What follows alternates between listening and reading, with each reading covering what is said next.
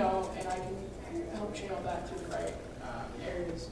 Lastly, very interesting thing, I'm sorry this is taking so long, but Judicial Affairs needs money or is looking to hire some new people because of their caseload is increasing and they're being more ineffective as a group because they have so much to do over there. We're currently looking at a couple of options to do this. The ones that have been put on the table so far, Marlene, correct me if I'm wrong, are imposing an administrative fee to those who come into Judicial Affairs and have to use the service. Anywhere in the neighborhood, maybe of $25 to $75. I know that's really bold, but that's what other campuses are doing. So what that would be is if you get written up and you have to go to Judicial Affairs, you'd have to pay that administrative fee. The other idea that's been thrown around is charging it as a student fee to every student. The process is fairly young. It just started a couple weeks ago, but if you have any thoughts on this, please come, like I said, come talk to me. And as more information becomes available, I'll be more than happy to give that to each other. And that concludes my report. We'll now move on to my report. Just real quick, I'm going to do this for Senator Solomon.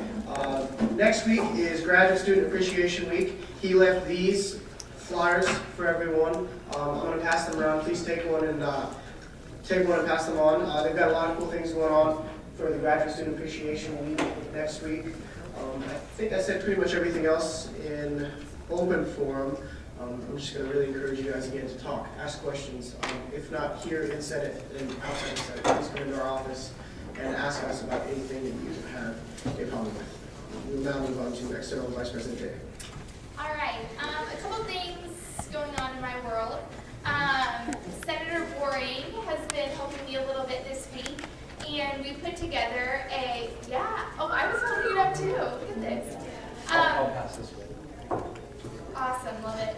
So we are just putting a little parking tips brochure together, and it's in the early stages. It might get modified.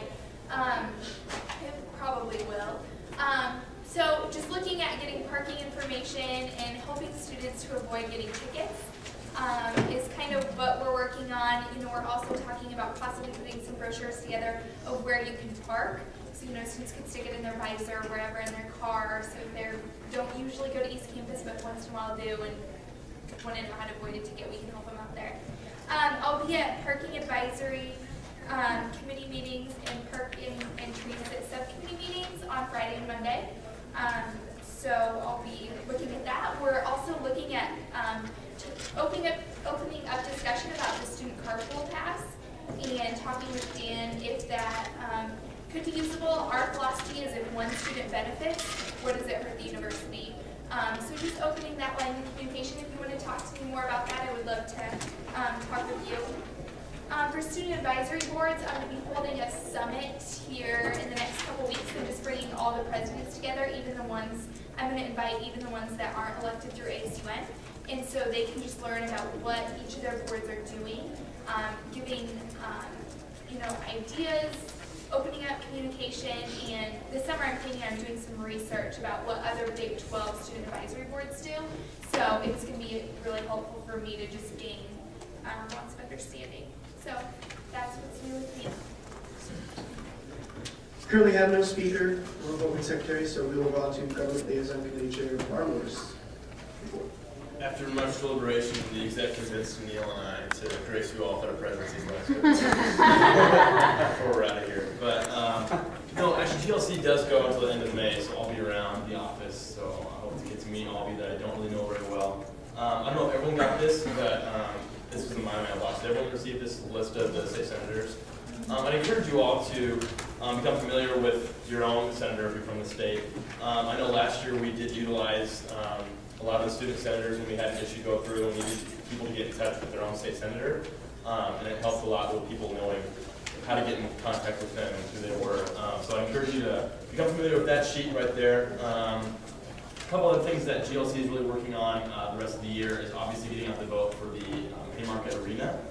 And from what I understand, we did pass a bill in support of this, which reflects upon the student senate as well. I think that carries over into this term as well. So really, if you have any hesitation as to why this wouldn't, like if you don't think this would benefit Lincoln, I encourage you to come talk to me, because I don't understand, besides people that are confused about the cost factor, which isn't an argument, this would benefit Lincoln insurmountably in the future and campus.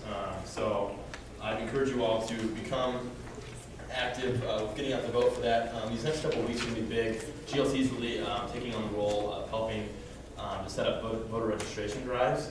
So the week of April 19th, I think it's the week before Dead Week and Dead Week, we're going to be setting up, like I said, voter registration booths inside and outside the union. We're passing around the sign-up sheet for people to help man that within the GLC right now. I don't expect it to become completely full, so after that is passed around the GLC, I'll then probably turn to you all to see if you could help man some of those booths. I think it's going to be critical in making sure people are aware of how to register to vote and also to register for an absentee ballot, because the election takes place on May 11th. It's going to be after we're all done with school.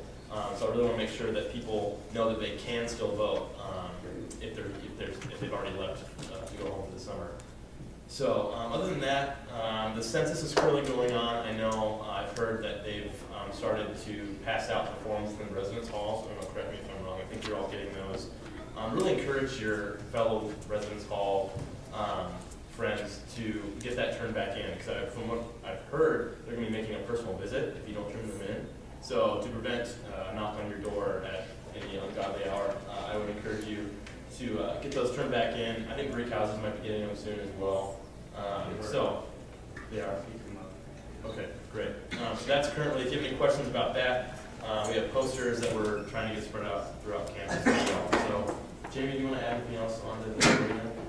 No, all of you should have noticed those forms outside of the ASUN office. We are going to be taking those, dropping them off at Greek houses, but if you're not in Greek house and want to take a bunch and pass them out to your friends, we would love that.